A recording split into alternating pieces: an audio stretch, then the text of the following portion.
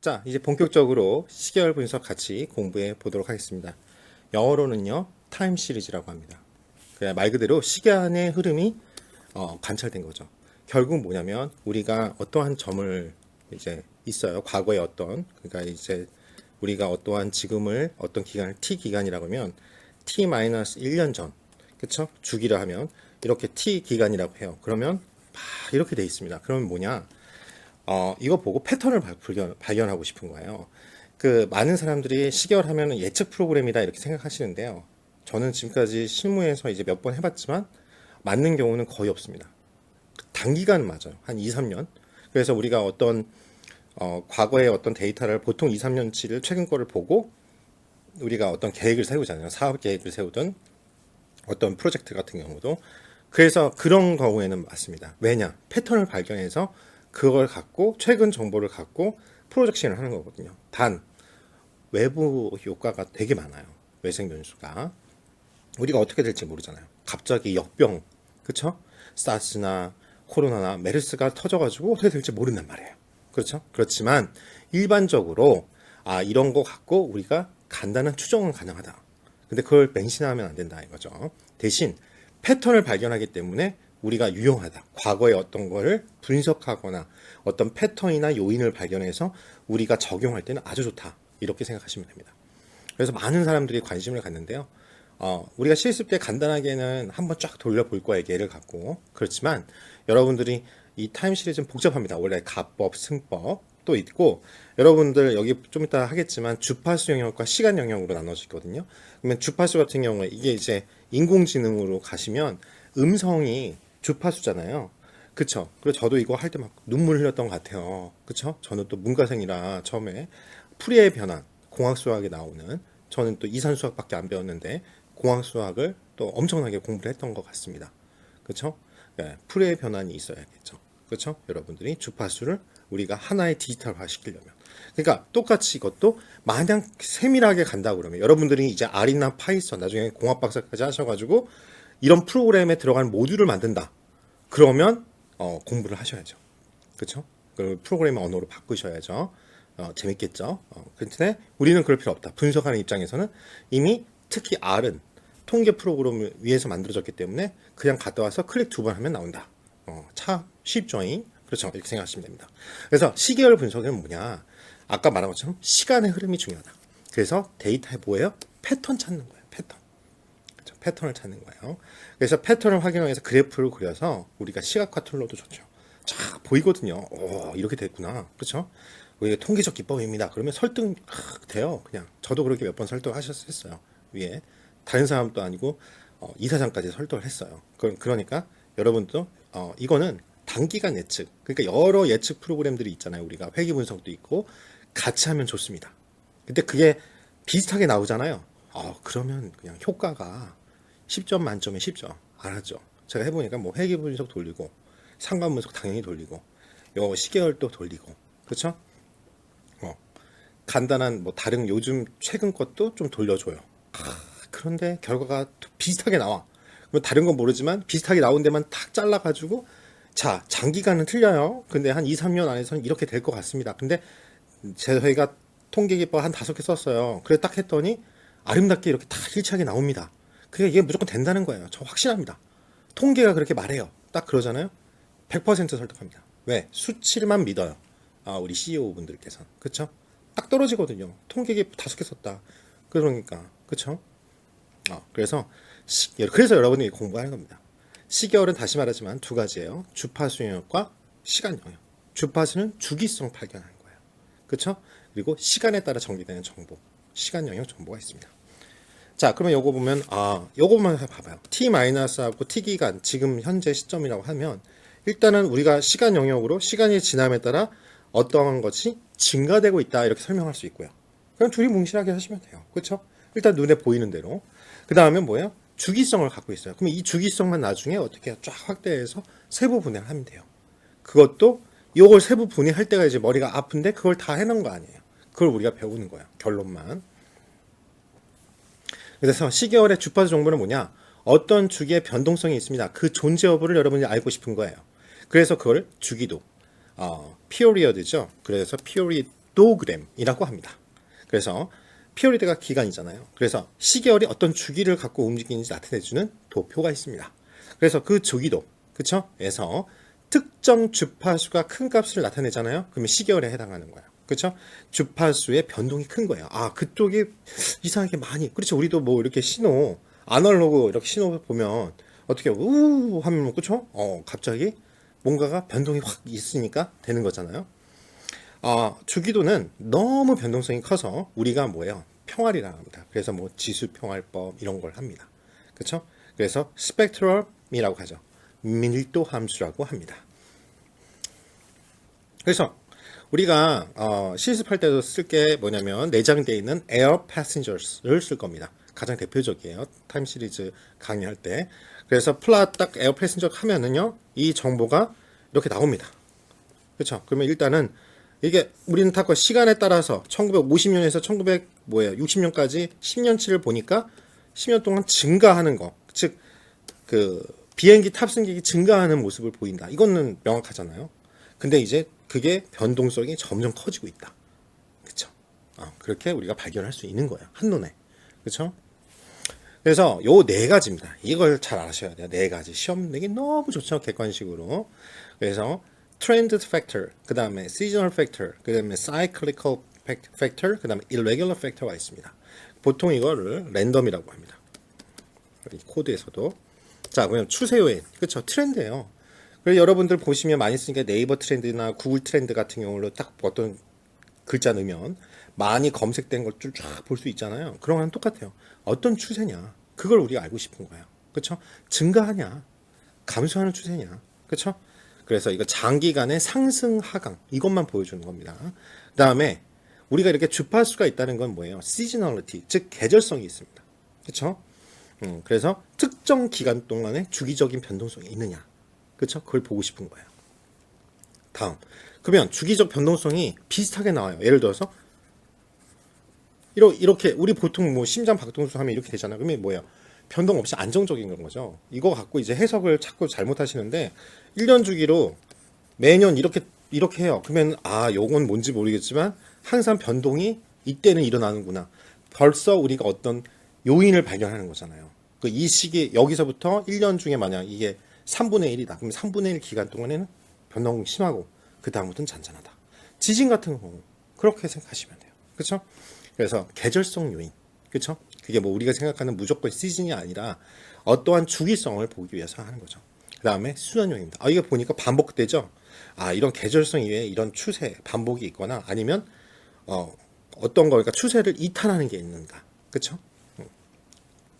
이런 것들이 그러겠죠? 그 다음에 불규칙. 생각도 못했는데 갑자기 여기 다 이렇게 하다가 갑자기 근데 다 비슷해. 근데 얘만 그래. 그러면 뭐예요?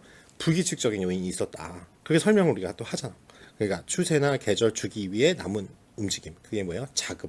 우리는 그런 걸 자금이야, 백색 자금이라고 하는데요. 자금이나 오차를 말합니다. 그래서 우리가 시계열 데이터는요, 두 가지가 있어요. 정적하고 비정적이에요. 그러니까 비정적이 뭐 동적이라고 생각하시면 되죠.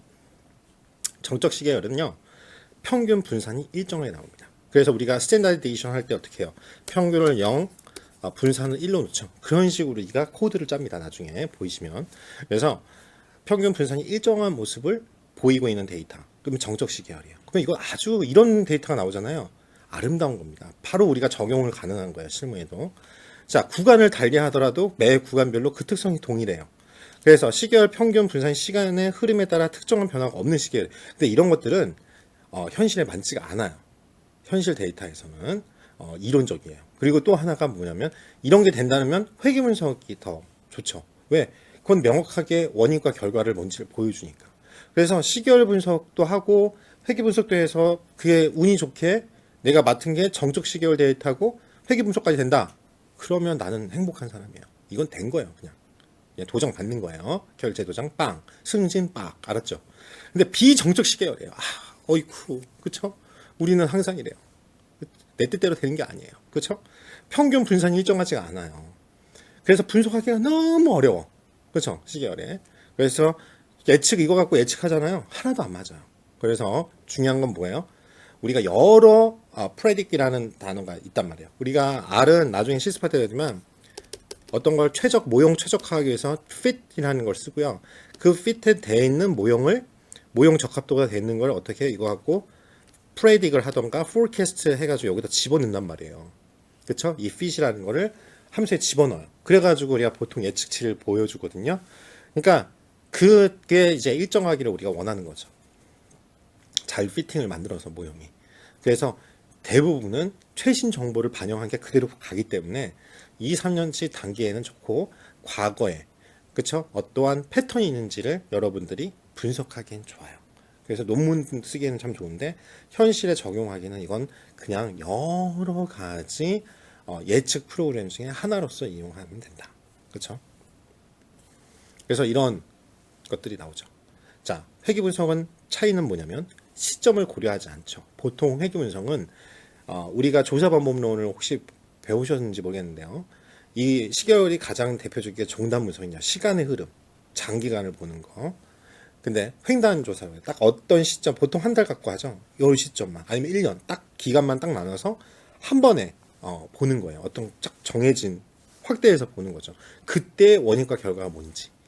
그리고 자꾸 영향을 주는 뭐예요? 외생 변수를 다 제거하고. 그렇죠?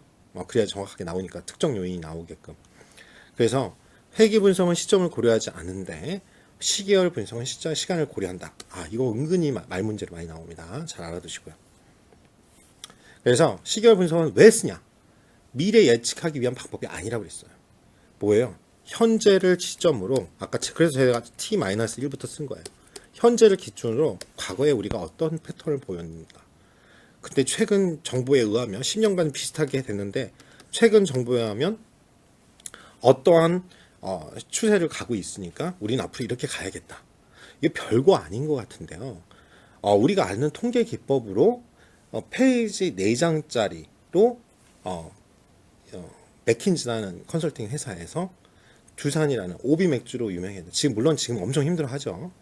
이제 우리가 핵 발전소에서 핵을 포기하고 친자연 환경으로 가고 있으니까.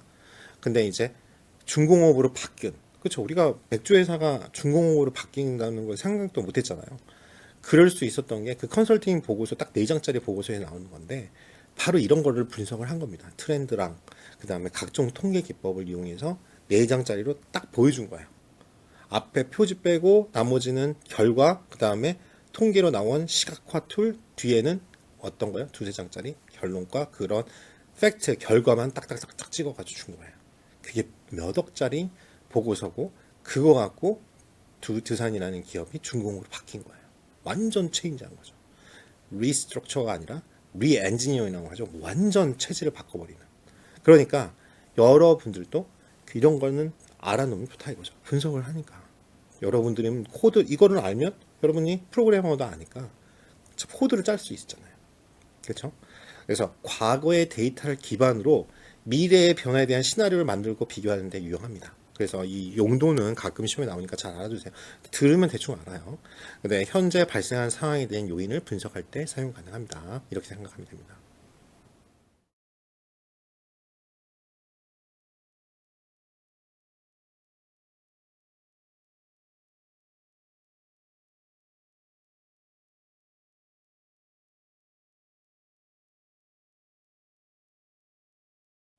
자, 이제 백색 자금 과정, 그 다음에 AR 모형, MA 모형, 그 다음에 AR, MA 모형, 그 다음에 아리마 모형에 대해서 같이 공부해 보겠습니다.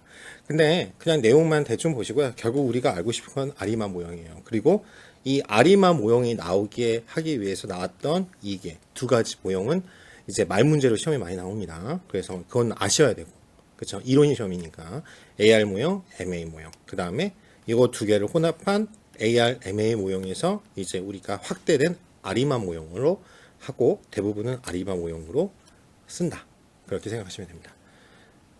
자, 그 백색 자금 과정이라는 건 어떻게 보면 이론적인 거예요. 그래서 시계열이 과거와 아무 상관이 없다는, 그렇죠? 그냥 현재만 보자 이거예요. 백색 자금, 화이트 노이즈라고 하는데 상호 독립적일 때 같은 분포를 갖는, 그렇죠? 등분포죠. 등분산이라죠. 어떻게 보면. 확률 변수로 되어 있고요. 자기 상관이라고 합니다. 그렇죠? 자기 상관 함수와 편자기상관 함수라는 게 있는데 그게 0입니다. 즉 자기상관이라는 건 제가 어떤 걸 하다 보면 그게 우리가 뭐 여러분 알고리즘 배웠으면 뭐 재기호출하는 것처럼 뭐 그게 뭐예요? 뭐 어떤 거를 보니까 뭐 2의 n-1 뭐 수열 같은 거 할 때 이렇게 나오잖아요. 그러면 어떤 것이 2배 곱해서 마이너스 1로 되는, 예를 들어서 0을 넣으면 마이너스 1이고 수열 같은 거 생각하세요. 2 넣으면 1이고 2 넣으면 3이고 이런 규칙성이 보이는, 그렇죠? 그러니까 어떤 걸 다시 불러가지고 해야 되는 거. 우리가 예를 들어서 프로그램에서 self 이런 식으로 해가지고 부르는 거, 자바나 파이썬에서 그런 것들이 어떻게 보면 자기상관 함수인데요.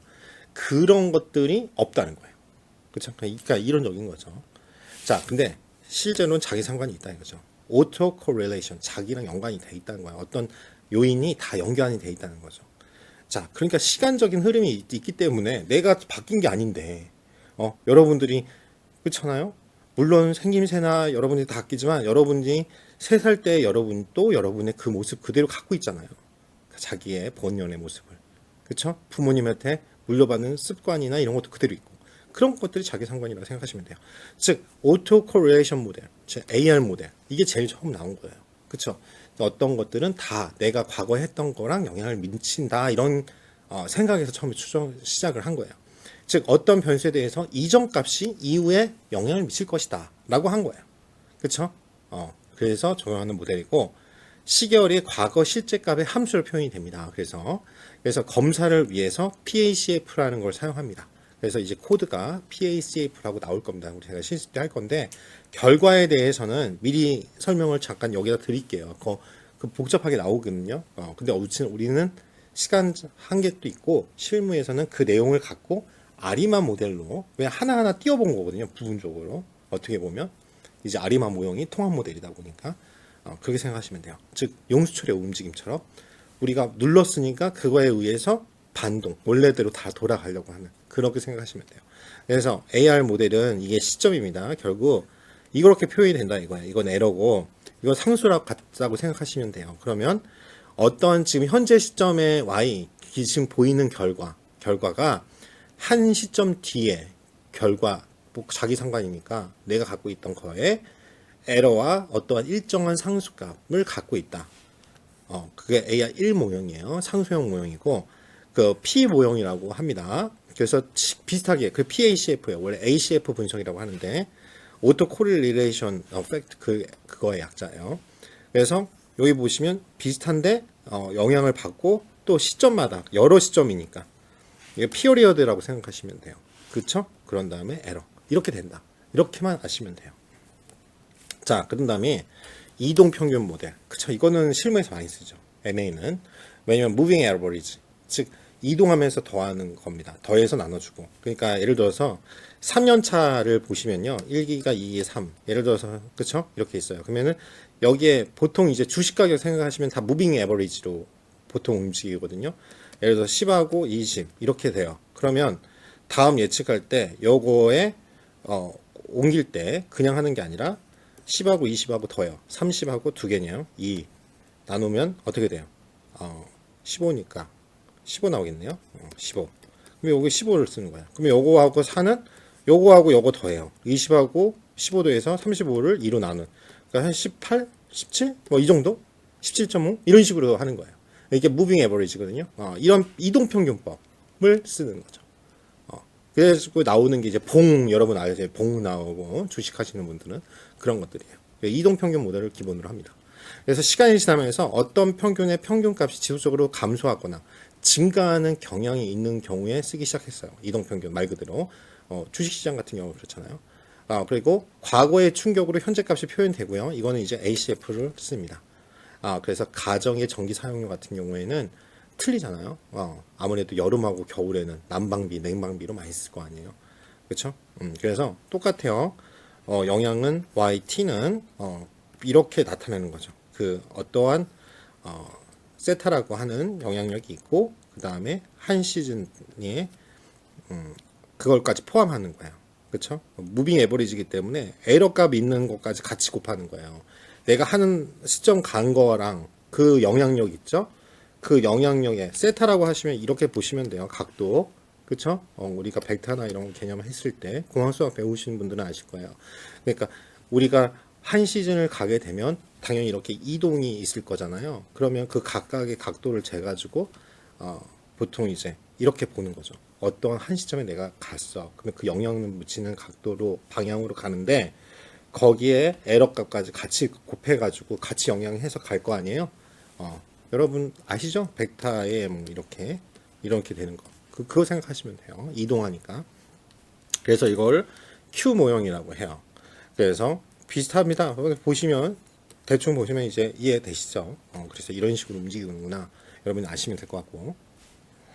자, 그래서 이 AR하고 MA, Moving Average하고 자기상관 이 두 개를 합친 모예요. Auto Regressive 뭐예요? Moving Average Model. 그렇죠? 이렇게 되잖아요.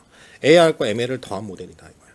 그래서 시계열이 과거의 실제값과 과거에 발생된 어떤 충격, 그렇죠? 그게 어떻게 보면은 에러 값이 잡음이 짝짝 있었잖아요. 그것까지 곱해줬잖아요. 그래서 벡터 값이 이렇게 나왔잖아요. 그렇죠? 그래서 그것까지 설명이 되는 거예요. 그래서 어떻게 보면 AR 1.1 모델이라고 하면 두 개가 다 있으니까 지금 시점에 있는 과거의 시점과 지금 여기에 자기 상관되는 거죠. 요거랑 그 다음에 뭐까지 있어요. 이 1시점만 본 거예요. 에러 값을 반영한 거. 지금 이게 아까 AR 모델에 나왔던 거고 MR 모델에 나왔던 거 무빙 에버리지 나왔던 MA죠. MR이 아니라 이거 나온 거를 지금 다 여기다 더해 준 거죠. 그 영향력을. 이렇게 되는 모델입니다. 그러면 우리가 정작 알고 싶어 하는 아리마 모델은 뭐냐? 통합 모델이다 이거야. 거기다 AR하고 MA를 통합했다. Integrated Moving Average Model. 이렇게 됩니다. 즉 자기 회귀 누적 이동 보행. 누적이라는 말이 나와요. 그렇죠? 그래서 이게 시험에 말 문제 이게 나와요. 아리마 하면은 그냥 아리마 저도 그렇게 했는데 저도 이 시험 볼 때 이게 뭐지 그랬어요. 근데 어떻게 보면은 자기 회귀 누적 이동 평균 이거 한 거거든요. 근데 한글말로 나오니까 여러분들이 이 용어 아무튼 엄청 기네. 이런 그렇죠? 이렇게 생각하시면 돼요. 누적이 힌트입니다. 그래서 AR, MA 모델이 과거 데이터만 쓰는데 이 아리마 모델은 뭐냐면 추세, 모멘텀이라고 해요. 그래서 여러분들이 모멘텀을 배우셨는지 모르겠어요. 우리가 그레이트 디선트 같이 이제 공학 수학 좀 배우시다 보면 라그랑주 승수 나오기 전에 뭐가 있냐면 이 추세 모멘텀으로 딥러닝까지 가시면 혹시라도 이렇게 길 찾을 때 어디다 수렴한다 그런 내용 나올 때 모멘텀이라는 개념이 나오거든요. 그걸 생각하시면 돼요. 어떤 추세가 있는데 그게 보니까 어디 쪽으로 수렴해 가. 그 모멘텀이라는 과거에 보니까 일정한 방향으로 수렴할 수 있게끔 그렇죠? 발산하지 않고 수렴해 가는 그 길을 찾는 거. 이러한 기법이 모멘텀을 이용해서 발전된 게 그레이트 디센트라는 경사하가법이라는 게 나오는데요. 딥러닝을 할 때 아주 중요한 개념이죠.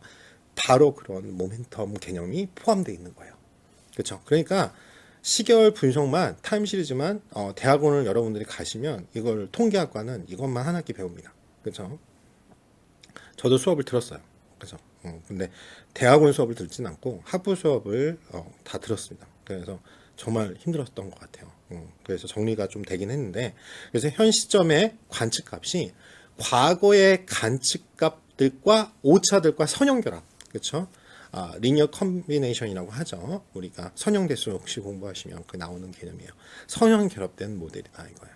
그래서 데이터가 비안정적이어도 우리가 이 수렴이 된다는 걸 전제하에 가정 전제하에 이제 우리가 수식화를 해가지고 만들었잖아요. 그래서 우리가 머리가 아파하는 다 어떻게 해요? 비정적인 모델이 현실적인 데이터란 말이에요. 그래서 그걸 안정화 작업, 그렇죠? 스테이셔너리 작업을 해줘가지고 적용이 가능하게끔 한 게 아리마 모델이어서 단기간에는 왜 이게 그럴 수밖에 없어요. 수렴을 여러분들이 평화를 하잖아요. 그러면 막 이렇게 돼 있는데 봐봐요. 단기간에는 요것만 반영하면 돼요. 근데 장기간은 평화라면 그냥 눕혀버리거든요. 그런데 이제 장단점이 있죠. 단기간을 하게 되면 변화가 갑자기 심하면 그 변화 값을 그대로 받잖아요. 그러니까 편차도 확 튀게 돼 있지만 이제 평활법을 할 때 장기간을 하게 되면 아무래도 데이터가 어떻게 해요? 이제 평활이 되니까, 그러니까 한마디로 회귀 분석처럼 쭉 이렇게 되니까 좋아요. 그래서 데이터는 장기간으로 하고 프레딕션 할 때는 단기간으로 하는 게 보통 일반적으로 그렇게 해야 좀 잘 맞습니다. 그러니까 저 같은 경우에도 예전에 어떻게 했냐면 호텔을 새로 짓는데 그 주변 환경에 있는 것 같고 프레딕션을 해야 됐어요. 3년 후에 우리가 그때 제 기억으로는 프로젝트 파이낸싱 해가지고 몇 천억을 들여가지고, 그러니까 실제 여긴 돈이 없어. 은행 빚이죠, 한마디로. 그러면 그 빚을 갚아야 되는 것도 있잖아요. 그러니까 여러분들이 아파트 살 때도 똑같아요. 이 타임 시리즈 같은 경우에는 과거 데이터가 여러분들이 쫙 이제 공시도 되니까 쫙 있어요. 30년, 50년 데이터가 있으면 그 데이터를 쫙 갖고 와서 프로젝션을 하는 거예요. 근데 그거는 1, 2년만 해야 돼요. 그러면 어느 정도 맞아요. 요즘에 많은 데이터 분석 쪽이 부동산, 또 부동산 정보학 뭐 이런 데서 많이 공부를 합니다, 이거를. 그 대세라고 했잖아요, 머신러닝까지는. 그래서 그렇게 데이터 분석을 해석할 때 많이 맞단다는 거죠. 근데 거기도 변수가 엄청 많죠. 부동산법 맨날 바뀌고, 그쵸? 정부의 영향이 엄청 크고, 또 투기꾼들도 있고, 그래서 힘듭니다. 그러나 주식보다는 맞추기가 쉽다고 하죠. 그래도 많이 맞는다고. 왜냐면 주식은 매일 변하지만 부동산 같은 경우는 어떻게 해요? 바뀌기가 힘들죠. 왜냐면 우리가 여러분도 알다시피 서울에 있는 집 하나 살려고 해도 억이잖아요. 그러니까 내가 알아도 돈을 어디서 만들기도 힘드니까 이해되시죠? 그렇게 생각하시면 되겠습니다. 그래서 아리만 모델 불안정시 계열이다. 그때 아주 우수한 지금까지는 혜택을 보고 있다. 즉 데이터가 많아서, 특히 장기간 데이터예요. 그거에 많아서 축적된 데이터가 많아서 그거 갖고 단기간에 또 내가 어떠한 요소가 다른 프레딕션을 할 수 있는 것과 같이 있을 때 아주 좋은 성능을 보인다 이거예요. 그래서 시간에 따라 평균과 분산이 일정하지 않는 계열이 불안정 시계열인데, 이게 뭐냐면 확률 모델이란 말이죠. 시계열의 추세가 확률적이라면 뭐예요? 이걸 이제 우리가 diff를 할 거예요. 차이를 빼는 거죠. 결국 차분을 해요. 이게 차분이란 어려운 게 아니라 지금 내가 확률적이잖아요. 한 단위 증가할 때, 이게 보니까 이렇게 한 단위 주기성이 있으니까 한 단위 증가할 때 그 지금 현재 시점에서 과거 시점에 어떤 값을 뺀 거죠. 뭐 결국 이런 거 우리 미분하는 거랑 똑같아요. 그러니까 근데 여기는 미분도 아니고 그냥 기울기가 아니고 그냥 빼는 거니까 그냥 빼주면 돼요. 그 차분해서 시계열을 안정화시키겠다 이거예요. 그래서 1차 차분해서 AR, MA, PQ 모델형이 되는 모형, 그걸 우리가 아리마 P1, 그쵸? 1차 차분했으니까 1Q 이렇게 모형이라고 합니다.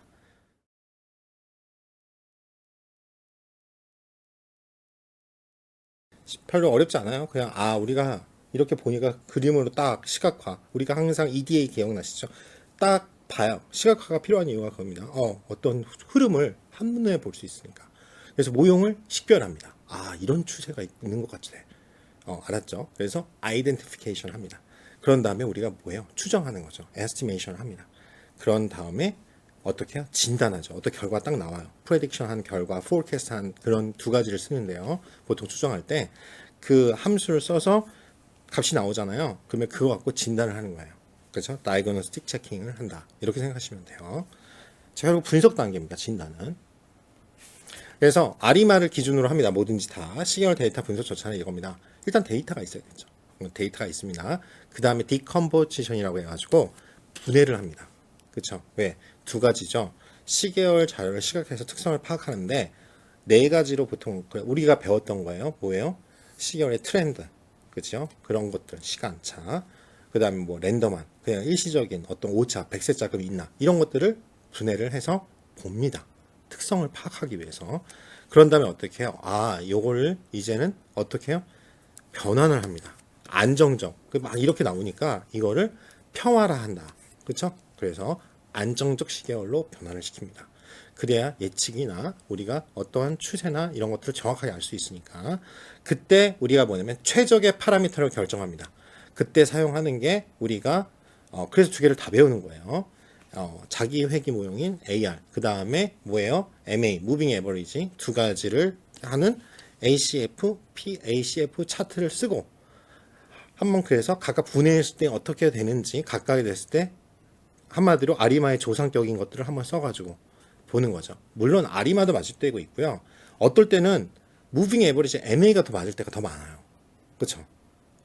그래서 사실은 다 써보는 게 좋습니다.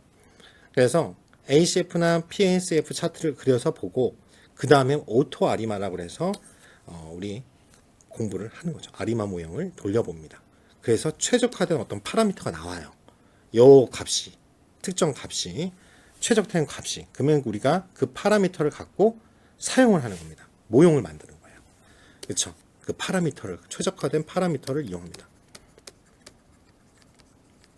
이거를 이용합니다. 그래서 predict 또는 우리가 두 가지를 써요. 이걸 쓰던가 아니면은 forecast라는 요 함수로 여러분들 둘 다 예측하다죠. 그거 갖고 미래 추이를 예측합니다. 그래서 우리가 실습 시계열 분석에 대해서 해볼 거예요. 자, 그러면 실습하고 다시 보겠습니다. 자, 여러분 시계열 분석 실습해 보겠습니다. ADSPR 38번 시계열 분석 파일을 열어보시고요. 처음에 그냥 연습 삼아서 우리가 그래도 시계열 데이터 마냥 어떻게 생성하는지 한번 해볼게요. 그러니까 TS라는 함수, 말 그대로 타임 시리즈 약자이죠. TS라는 함수를 쓰시면 돼요. 그 시계열 데이터로 그냥 변환해 줍니다. 여기 보시다시피 변형해 주는 명령어입니다. 우리가 수년하는 거랑 똑같이요. 1에서부터 30까지 숫자를 갖고 프리퀀시, 즉 주기성이 12다 이거예요.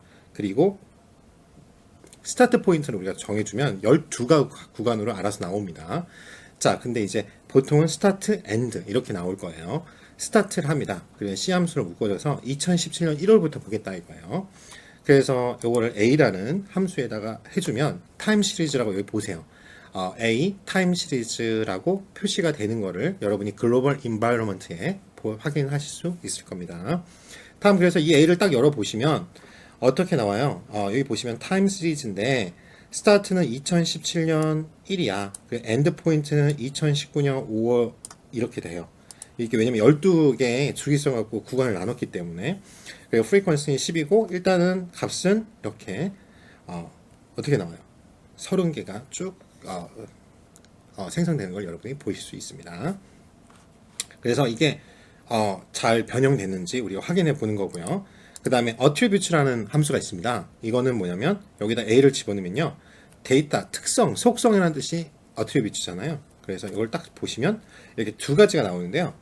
TSP라고 해서 각각 이게 보고 스타트 포인트고요. 이게 엔드 포인트예요. 그리고 요거는 이제 주기의 frequency가 나오는 거고. 그 다음에 클래스는 어떤 클래스냐? 뭐냐면 TS, 타임 시리즈다. 이렇게 그 형성을 보여주는 거죠. 이제는 실제로는요, 시계열 데이터로 변형할 때는요, 이런 식으로 어떤 데이터가 있고, 1부터 24까지의 어떤, 수녀를 나타내는 거죠. 거기다가 스타트, 엔드 포인트를 우리가 설정해 줍니다. 그래서 2010년부터 2012년까지의 뭐예요? 프리퀀시는 12, 주기는 12를 갖고 있어. 그거를 AA라고 해줘. 그리고 똑같습니다. AA 해서 보는 거예요. 그러면은, 제니워리부터 디셈버까지 해서 2012년에 전체 어떻게 나와요? 24개로 나눠진, 그쵸? 이게 보입니다. 그리고 이거에 대한 특성, 속성 값은 이게 스타트 포인트, 엔드 포인트, 12가 프리퀀시고 이런 식으로 나와 있는 걸 여러분들이. 그러니까 이게 12개월로 나눴다 이렇게 생각하시면 되죠. 각각 구간을. 자, 이제 우리가 뭐냐면은 에어 패신저라고 하는 데이터를 가지고 하겠습니다. 이건 내장돼 있고요. 말 그대로 1949년에 1960년대 사이에 비행기의 승객 수가 어떻게 변했는지를 아는 그런 데이터입니다. 그래서 에어 패신저스 그냥 치시면 돼요. 내장돼 있기 때문에. 근데 보면 자료가 이렇게 나옵니다. 그렇죠? 1월부터 12월이고 1949년부터 60년대까지의 자료가 쭉 나옵니다. 그래서 이것을 표로 나왔지만 어떻게 해요? 플러스로 전체 데이터를 보겠습니다. 데이터 파악 위한 시각하여. 그래서 이게 우리가 이론 강의에서 나왔던 거랑 동일하게 나오죠. 그래서 이렇게 1946년부터 60년대 이후로 이렇게 전체적으로 10년간은 10년 더 되죠. 증가하는 모습을 여러분들이 보실 수 있고 점점 이 변동폭이 커지는 걸 좀 볼 수 있죠. 우리가 이런 걸 주기성, 그렇죠? 지금 시간적 두 가지가 있다고 여러분들이 배웠을 겁니다. 이번 시간에. 자, 그래서 이제는 뭐냐면 우리가 apts라는 함수를 만들 건데 이제 뭐냐면 ts, 즉 우리가 분석을 했어요. 분석을 하기 위해서 데이터를 시계열 데이터로 변환해 줘야죠. 그 함수가 ts 함수라고 우리가 배웠습니다. 그래서 데이터를 집어넣으면 돼요. 여기는 데이터 집어넣어요. air passengers. 그렇죠? 이렇게 보이시죠? 집어넣고 frequency는 12개월이니까 12로 나눕니다. 그래서 12로 이렇게 하셔서 이걸 apts라는 그쵸? 이렇게 타임 시리즈를 만들고요. 자, 이제는 뭐냐면 우리 배웠죠? decompose 한다. 각각을 분석해서 시계열 데이터를 분해한다고 그랬어요. 네 가지 요인이 분석이 될 겁니다. decompose라고 우리가 함수를 쓰시고 apts 요거 지금 우리가 시계열 데이터를 바꾼 걸 여기다 집어넣어요. 그리고 그걸 f라는 함수에다 집어넣겠습니다. 그리고 그걸 보겠어요. 자, 그러면 여기 지금 나오죠? 데이터가 쭉 나옵니다. 여기 밑에 보시기 바랍니다. 쭉 나오죠? 아름다워요. 맞네요. 그쵸? 각각에 대해서 잠깐 설명을 해드릴게요. 자, 우리가 x는 전체 현황을 원형적인 걸 보여주는 거고요. 이거 보기면서 동시에 설명할게요. 플랫을 먼저 띄워보겠습니다. 그렇죠? 그리고 난 다음에 이거랑 같이 설명할게요. 자, 플랫 띄어 있죠? 자, 이 x라는 거는요. 요 플랫 같이 보시면서 설명드리겠습니다. 여기 보시면 업저브드잖아요. 그러니까 오리지널 데이터예요. 즉 1월부터 12월까지의 이렇게 지금 변동이 우리가 처음에 봤던 거랑 동일하게 이렇게 변합니다. 원 데이터를 보는 거고요. 그 다음에 트렌드 변동입니다. 트렌드, 이게 중요하죠. 트렌드가 지금 어떻게 해요? 점점 시간에 따라서 증가하는 모습을 보고 있습니다. 그걸 여기 보시면, 그쵸? 그 다음에 여기에 지금 시즈널부터는 먼저 나와요. 그래서 이 시즈널이 이거 시즈널티를 보시면 변동이 이건 없는 겁니다. 봐봐요. 각각 변동이 주기성을 갖고 있죠. 그쵸? 증가했다가 감소했다, 증가했다, 감소했다가. 그래서 이러는 변동이 중요한 변동은 트렌드다. 이렇게 여러분들이 해석하시면 되고요. 이 랜덤이라는 것 자체가 우연히 발생하는데 이게 뭐 그냥 백색 자금이죠. 말 그대로. 아주 자기 멋대로 막 중간에 막 놀고 변동이 갑자기 작아졌다가 커졌다가 난리예요. 그러니까 이렇게 지금 데이터를 여러분 지금 제가 내리고 있잖아요. 보여드리는 거야. 랜덤. 그렇죠?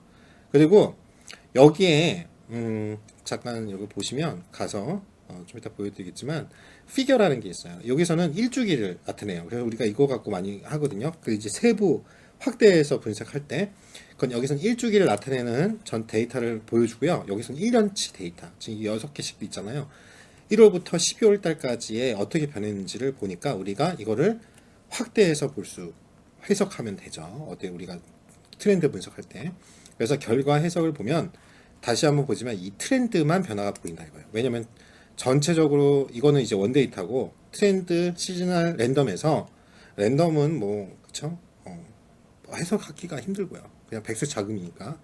시즈널리티는 주기성을 갖고 있고요. 아무튼 트렌드는 뭐예요? 증가하고 있는, 즉 비행기 승객수가 증가하는 모습을 보이고 있잖아요. 그래서 우리가 트렌드만 변화를 보인다 이렇게 설명하시면 되고, 자 그런 다음에 여기가 그 다음에 이제 플랫 한번 보시겠습니다. 플랫 요거 그 F의 결과를 이렇게 보시면 요거를 잘 보세요. 자 이게 요거까지만 설명할게요. F라는 우리가 만든 그쵸 결과값에다가 그 변수인 피겨 그쵸 요거 갖고 확대해 설명을 하겠다. 1년치 1주기 동안 얼마나 변화가 있는지를 보겠다. 이렇게 설명하시면 된다. 그리고 레이블은 일단 뺀 거예요. 일단은. 그래서 이렇게 지금 전체적인 큰 그림을 본 겁니다. 피겨라고 돼 있고 Y축은 X축은 변화에 따라서 보이죠. 여기 구간이 특히 큽니다. 자 이제 여기다가 내가 달마다 어떻게 변지를 하고 싶고요. ions date라는 함수는 ISO 국제 기준 그쵸? 날짜 기준을 기준으로 데이트를 2019년이고 1월부터 12월까지 하나씩 그쵸? 그 먼스를 이름을 once name이라는 데다가 함수에다 써줘 가지고 보여줘 이렇게 지금 했습니다. 그쵸? 그리고 이거를 뭐냐면 액세스를 하는데요. 각각 그쵸? 1부터 10이라고 해주고 1이 이제 가로축이에요. 그 다음에 레이블은 month name 지금 여기다 만든 거 월 이름 부여한 거에다가 해줘. 그래가지고 여러분 딱 해주시면 봐봐요. 1년 주기로 우리가 분석을 해보면 여기 보시면 7월하고 8월에 성수기인 거죠 결국 크고 11월 달에 최악의 비수기라는 걸 여러분들이 확인하실 수 있습니다. 그래서 1년 주기로 분석하면 7, 8월이 성수기, 11월이 비수기. 그래서 승객수가 저조하다. 이렇게 알 거예요. 자, 이제는 뭐냐면 우리가 디컴포지션 하고 난 다음에 뭐 한다고 했어요? 큰 요인이 트렌드인 걸 알았고 1년을 기준으로 피겨라는 걸 통해서 일주기를 분석을 했습니다. 자, 이제는 이제 변환을 해야 돼요. 우리가 예측을 하기 위해서, 모형을 만들기 위해서 그래요. 그래서 인스톨 패키지 T 시리즈라는 거를 우리가 패키지를 설치하겠습니다. 막 설치가 되죠? 보이시죠? 그 다음에 라이브러리, 그쵸? 해서 이 패키지를 불러와야죠. 그때는 쌍따옴표가 없다. 그쵸? 그런 다음에 어떻게 해요? adf.test. 그쵸? 그 다음에 차분을 해야 돼요. 자, 이게 뭐냐면 에어 패신저 데이터로 로그를 취해요. 이제 여러분들이 아시는 분이 로그를 취하면요. 이게 보통은 어떻게 해요? 이게 평활한 거랑 똑같게 되죠. 여러분들이 밑변이 지수가 몇 승 된다. 그게 이제 로그로 변환을 하면 나오잖아요.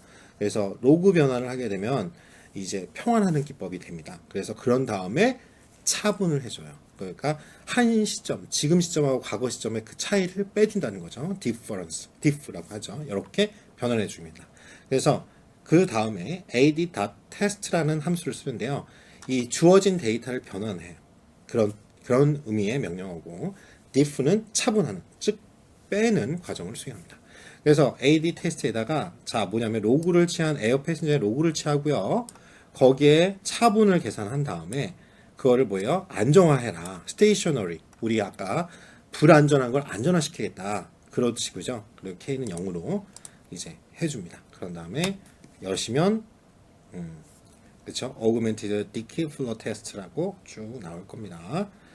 자, 여기서 우리가 다른 건 볼 필요 없고 요거 잘 보시면 돼요. P-value. P-value가 0.01입니다. 그러면 이거는 우리가 0.05보다 작죠. 그럴 때는 이게 안정화가 됐다. 그쵸? 그렇게 여러분들이 해석하시면 되고요. 그 다음에 중요한 게 이게 오타네요. 파라미터가 아니라 파라미터. 최적화된 파라미터를 구해야 됩니다. 그때 forecast라는 라이브러리를 부를게요. 그런 다음에 우리가 이건 해도 되고 안 해도 되는데요. 이제 비교하기 위해서 mflow 이게 뭐냐면 2행 1열로 돼 있는 이 전체 우리 창 있죠. 지금 이렇게 창이 두 개로 나눌 거예요. 이제 2행 1열로. 그쵸? 그쵸. 그렇게 두 개가 나타나겠죠. 그러면 이렇게 두 개. 그렇게 생각하시면 됩니다. 그래서 이제 두 개로 나눠 가지고 보여줘. 이렇게 하는 거예요. 그런 다음에 이거를 ACF, PACF 기억나시나요? 우리 처음 하면은 AR 모델은 PACF 모델을 쓴다. 그렇죠? 자기 회귀 이동 평균 모델, Auto Regressive Moving Average 모델이 있고, 그다음에 ACF는 뭐예요? Moving Average, MA. 그렇죠? 요거를 각각 차트를 그린다고 했던 거 기억나시죠? 각각을 해보겠습니다. 그러면 줌으로 쭉 나오는데, 자, 이거를 제가 설명은 따로 안 드릴게요. 이게 변화가 이렇게 작아졌다가, 그쵸? 커졌다가 로그 취한 값이 이렇게 돼 있어요. 그래서 요 시리즈 디퍼런스 차분은 굳이 설명을 안 하고 결국 이걸 모은 아리마 모델로 같이 하겠습니다. 그래서 이게 항상 시험에 나오니까. 자, 뭐냐면 오토 아리마라는 걸 하시면 되고, 똑같이 그 안에 집어넣어야 될 거는 우리가 로그 값을 취한 데이터에 차분을 한 것, 그거를 집어넣습니다. 그래서 아리마 모델의 최적의 파라미터를 이러면 나옵니다.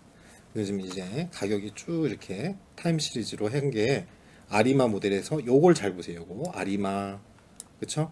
이렇게 12개로 나눈 것 중에 그 값이 파라미터가 두 개가 나오네요. 최저값이 0,0,1과 0,1,1 값이 나옵니다. 자, 이거를 우리가 예측 모델에 사용할 파라미터로 활용하겠습니다. 그래서 인스톨 패키지 GG45라는 거를 여러분들이 설치하시고요. 그 다음에 라이브러리 GG45라고 하시면 됩니다. 그 다음에 요거를 갖고 TST 다이아그라는 그쵸 뭐냐면 오토 아리마 분석 결과를 시각화해주는 명령문이 있습니다. 그래서 오토 아리마 그 다음에 이거 뭐야? 에어 패신저를 로그를 취한 거에 차분을 한 것을 오토 아리마에 넣고 그걸 TS 다이얼로그 그쵸? 요걸로 집어넣으면 이제 그림이 나올 겁니다. 요거를 우리가 같이 해석을 해볼게요. 요거를 자 자, 여기 보시면 여기 보죠? 이게 처음 보면 standardized residual, 그러니까 표준화된 잔차예요. 잔차 분석. 이게 아까 치면 ACMA도 그렇게 하시면 돼요. 여기서는 저기 잘 보세요. 여기 어떻게 나오냐? 뭐예요? 특정 패턴, 즉 증가나 감소 반복을 발견을 못합니다. 즉 아까 치면도 그렇지만 발견을 못했기 때문에 제가 넘어간 거예요. 뭐냐면 자, 이게 주기성을 가져야 되는데 이건 증가했다가 차분한 게 이건 뺐다가 증가됐다 뺐다가 그렇죠? 그냥 증감이 계속 반복이 되긴 하는데 어떤 거는 이렇게 되고 어떤 건 갑자기 훅 내려가고 그러니까 일정하지가 않죠. 그래서 그 패턴이 없다. 특정 패턴은 없다. 이렇게 지금 우리가 해석할 수 있고 여기서는요. 두 번째 ACF를 그 잔차의 ACF를 구하는 건데요. 이거는 중요한 건 뭐예요? 여기 봐봐요. 요게 0.2 기준이고 마이너스 0.인데 이게 봐봐요. 어찌됐든 전체적으로 한 번만 올라가고 감소하는 경향이 있는 걸로 보입니다. 그 다음에 세 번째 P-밸류입니다. P-밸류는 이 점선 위에 있죠. 안정화되어 있는 건데 위에 있기 때문에 점선 위에 있구나. 그래서 여기서는 필요 조건을 만족했구나. 이렇게 설명을 하고요. 우리가 P가 있고 Q 모델이 있었습니다. 기억나시나요? 여러 개가 있을 때 상수형 모형은 1이라고 했고 그래서 P는 AR 자기회귀 분석 모델에 쓰고 Q는 MA의 차수를 나타낼 때 쓰죠. 그리고 RE만은 근데 그걸 다 포함하고 있어요. AR과 MA를 그런 다음에 뭐예요? 안전 시계열로 만들기 위해서 D, 즉 트렌드를 제거하는 시계열로 만들기 위한 차수가 들어갑니다. 그래서 모형 만들기와 예측 단계로 갈 건데요. 모형 적합할 때 대부분이 그래요. 모형을 적합화시키고 우리 로지스틱 회계할 때도 하겠지만 fit 하고 그 다음에 어떻게 해요? forecast나 predict이라는 함수 두 가지 중에서 사용합니다. 그래서 이번에는 predict을 사용하면은 여러분들이 또 설명해야 될 게 좀 있어가지고요. 그래서 autoplot이라는 거를 써서 forecast로 그냥 피팅을 하겠습니다. 자, 그래서 아리마 로그를 취한 패신저 그 에어 패신저의 데이터를 아리마 모형에 넣어가지고 우리가 두 개의 최적화했던 거 기억나시죠? 여긴 차분할 필요가 없죠. 왜? 파라미터를 구했잖아요 이미. 그래서 요거를 아리마 모형을 집어 넣어서 피팅을 할 건데 우리가 구한 값이 두 개가 있었죠. 처음 값이 0,0,1이었고 즉 그쵸 x 값이죠. 그리고 두 번째 값이 어디 여기에 들어가요. 시즈널리티에 들어가는 겁니다. 계절성에 그 리스트의 오더가 이 0,1,1 뒤에 나왔던 거 그리고 거기에 분명히 요거 아마 이쪽 보시면 여기 결과 보시면 그래서 여러분들이 많이 헷갈려 하시는데 봐요. 요거는 첫 번째 값이 0,0,1이죠. 그 뒤에 보면은 12개월 그 프리퀀시에 대한 12가지 리스트가 있는 0,1,1이라고 나와 있잖아요. 요걸 이용하는 겁니다. 그래서 피오리에다가 12개에 나온 걸 순서가 이렇게 돼 있는 리스트를 시즈널을 이걸로 옵션을 주셔야 되는 거야. 이 옵션 값이었습니다. 그러니까 그래서 최저 파라미터를 얻은 이 아리마 두 값을 넣겠습니다. 그리고 우리가 이 fit라는 거를 그래서 넣었잖아요. 그 fit를 forecast에다가 autoplot으로 그려주겠습니다. 예측 모델이 나올 겁니다. 잠깐만요. 네, 이런 모형 적합을 안 했군요. 이런 실수, 그렇죠? 나왔죠. 자, 이거를 같이 보겠습니다. 줌으로 아웃 해서 보시면 보이시죠? 이게 이제 예측치예요. 검정이렇게 나오게.